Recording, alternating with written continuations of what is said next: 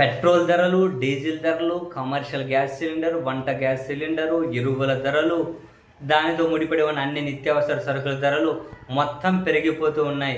కేంద్రం వైపు నుంచి కూడా విడతల వారీగా జనాలకు షాకులు వచ్చుకుంటూ పోతున్నాయి.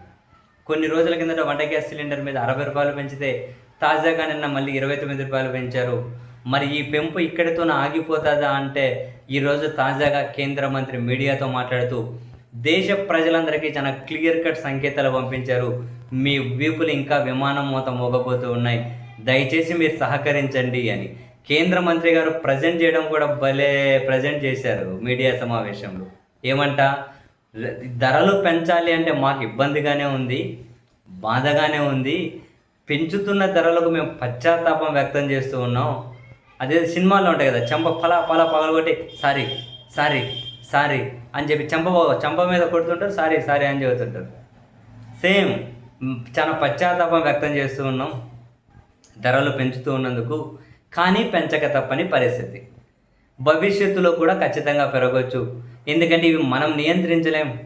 గ్లోబల్ ధరల మీద ఆధారపడి ఉంటాయి. కేంద్ర మంత్రి చెబుతూ ఉన్నారు గ్లోబల్ ధరల మీద ఆధారపడి ఉంటాయి. మామూలుగా అయితే ఇప్పుడున్న దాని ప్రకారం భారతదేశంలో 1600 ఉండాలి వంట గ్యాస్ సిలిండర్.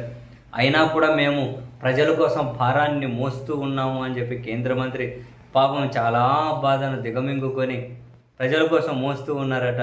1600 ఉండాల్సిన 900 ₹1000 ఇస్తూ ఉన్నారట. అయినా ఇది ఇలాగే ఉంటుందని చెప్పలేం. గ్లోబల్ ధరల ఆధారంగా మారిపోతుంది. పశ్చిమాసియాలో ఉద్రిక్త పరిస్థితులు, మనకు రావాల్సినదేమో టైంకి రావట్లేదు.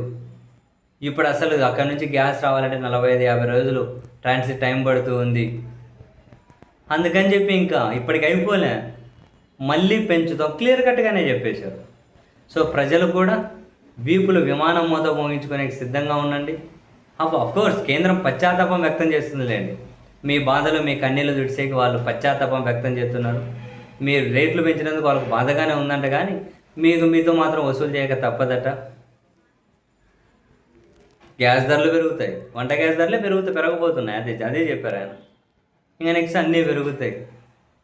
సో మొత్తం మీద యుద్ధం మాటన ఏమేం ఘనకార్యాలు నెరవేర్చుదాం అనుకుంటున్నారో, ఏమేం ఘనకార్యాలు ఎలగబెడదాం అనుకుంటున్నారు, కానివ్వండి.